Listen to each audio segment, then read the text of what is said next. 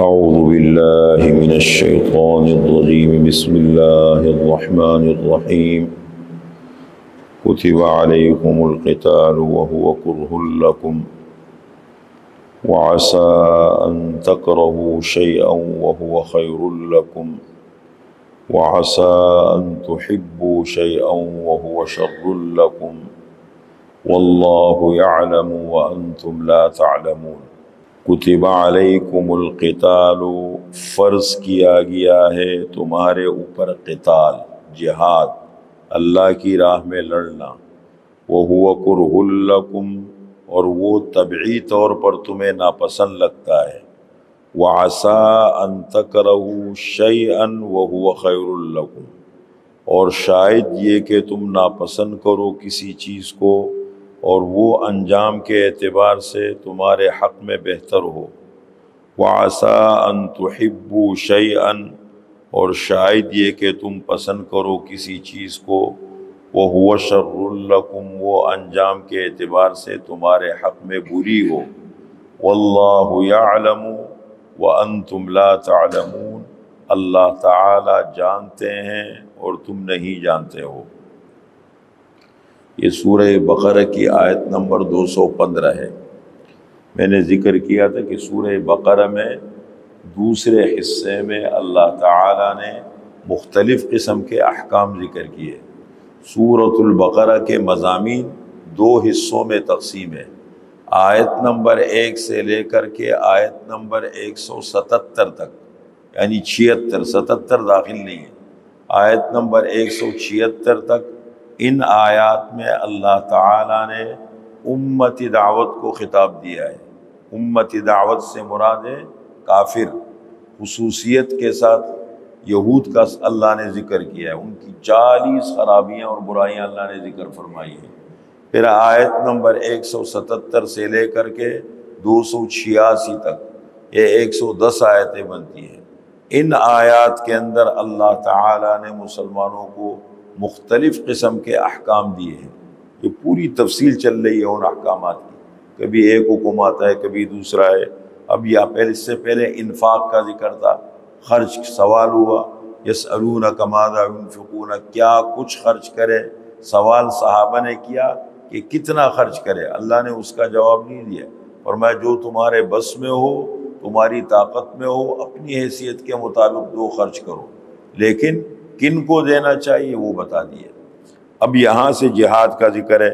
جب مسلمانوں پر جہاد فرض ہوا، جب تک آپ صلی اللہ علیہ وسلم مکہ مکرمہ میں تھے، 13 سال آپ نے نبوت ملنے کے بعد مکہ مکرمہ میں گزارے، وہ جو 40 سالہ زندگی ہے نبوت سے قبل، اس میں تو آپ کو لوگ امین بھی کہتے رہے، صدوق بھی کہتے رہے، بڑے امانت دار ہیں، بڑے سچے ہیں، لیکن جب آپ صلی اللہ علیہ وسلم نے نبوت کا اعلان فرمایا کہ میں اللہ کا نبی ہوں اور مجھے اللہ تعالیٰ نے یہ احکام دیے ہیں، اللہ ایک ہے، اللہ کے ساتھ کسی کو شریک مت بناؤ، اور مرنے کے بعد کی زندگی اصل حقیقی زندگی ہے، اس کی تیاری کرو، ان دو باتوں نے پورے عرب کو آپ کا مخالف بنا دیا، اس لیے کہ گھر گھر میں بت پڑے ہوئے تھے۔ اب جس ماحول میں انسان پلا بڑا ہو بہت مشکل ہوتا ہے اس کو سمجھانا، اس کے ذہن سے پرانے خیالات نکالنا۔ پھر دوسری بات یہ، ان کے معاشرے میں یہ تصور نہیں تھا کہ مرنے کے بعد انسان کو دوبارہ کھڑا کیا جائے گا، وہ تو کہ مر گیا بس ختم ہو گئی، چھٹی ہو گئی۔ اسلام نے ایک نیا نظریہ دیا کہ اصل زندگی مرنے کے بعد شروع ہوگی، یہ جو دنیا کی زندگی ہے اصل زندگی نہیں ہے۔ یہ بات ان کو بڑی بری لگی، اس بنیاد پر آپ کی مخالفت شروع ہو گئی۔ 13 سال تک مکہ مکرمہ میں آپ کو کہیں مل کر کام کرنے نہیں دیا گیا، حرم میں مل کے نماز نہیں پڑھ سکتے تھے، رکاوٹیں ڈالتے تھے، کھل کے دعوت نہیں دے سکتے تھے، قدم قدم پر رکاوٹیں تھیں، مشکلات تھی۔ آپ صلی اللہ علیہ وسلم کو آپ کے ساتھیوں کو ستایا گیا، لیکن حکم کیا تھا؟ بسا اوقات صحابہ پوچھتے تھے، سوال کرتے، اللہ کے رسول ہمیں کم از کم اتنی اجازت تو ملنی چاہیے کہ ہم اپنا دفاع کر سکیں، یہ ہمارے اوپر حملہ کرے، ہم سے لڑے، ہم تماشا دیکھتے رہے۔ اللہ کا حکم یہ تھا، أَلَمْ تَرَ إِلَى الَّذِينَ قِيلَ لَهُمْ كُفُّوا أَيْدِيَكُمْ وَأَقِيمُوا الصَّلَاةَ فَلَمَّا كُتِبَ عَلَيْهِمُ الْقِتَالُ إِذَا فَرِيقٌ مِّنْهُمْ يَخْشَوْنَ النَّاسَ أَوْ أَشَدَّ خَشْيَةً وقالوا ربنا لم كتبت علينا القتال لولا أخرتنا إلى أجل قريب قل متاع الدنيا قليل والآخرة خير لمن اتقى ولا تظلمون فتیلا۔ حکم یہ تھا نماز پڑھو، فو ایدیکم، ہاتھوں کو روکو، نماز پڑھو، جواب مت دو۔ لیکن جب مسلمانوں پر جہاد فرض ہو گیا تو کہنے لگے ہمارے اوپر جہاد کیوں فرض ہوا؟ اس لیے کہ طبعی طور پر انسان لڑنے کو پسند نہیں کرتا۔ تو شروع میں حکم یہ تھا کہ جہاد مت کرو، لڑو مت، ہاتھ مت اٹھاؤ، کچھ نہیں کرو، کرنے دو ان کو، اپنا کام کرو، اپنی جماعت تیار کرو، اپنی ٹیم تیار کرو، لگے رہو۔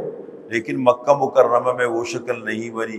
پھر مجبوراً آپ صلی اللہ علیہ وسلم نے مدینہ منورہ کی طرف ہجرت فرمائی تاکہ وہاں ہمیں مرکز ملے، وہاں ہمیں آزادی ملے، ہم کھل کر کے اپنے سسٹم کو سامنے لا سکے۔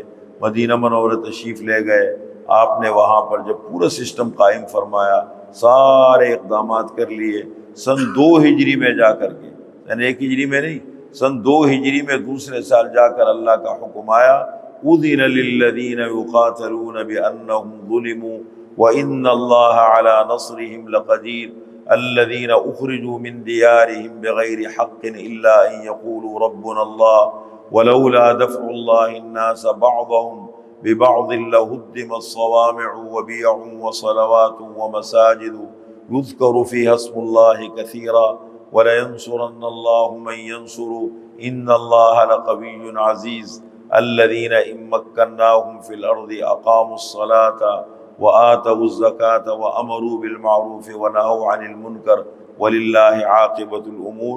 یہ آیتیں نازل ہوئی، مسلمانوں کو جہاد کا حکم ملا کہ اپنے دفاع کے لیے اب تم بھی ہتھیار اٹھا سکتے ہو اور اپنا دفاع کر سکتے ہو۔ وہ لوگ جو مظلوم ہے ان کو اجازت دی گئی، دشمن کے مقابلے میں ہتھیار اٹھا سکتے ہیں، اپنا دفاع کر سکتے ہیں۔ پھر جہاد کے احکامات نازل ہونے شروع ہو گئے۔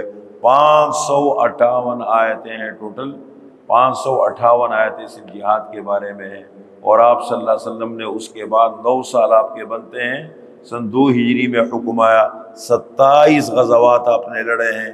غزوہ اس جہاد کو کہتے ہیں جس میں آپ صلی اللہ علیہ وسلم خود بنفس نفیس شریک تھے، اور 56 سرایا آپ نے روانہ فرمائے ہیں، اور بالآخر اپنی زندگی میں آپ نے پورے جزیرۃ العرب پر اور یمن پر اسلام کو نافذ کر کے صحابہ کے حوالے کر دیا۔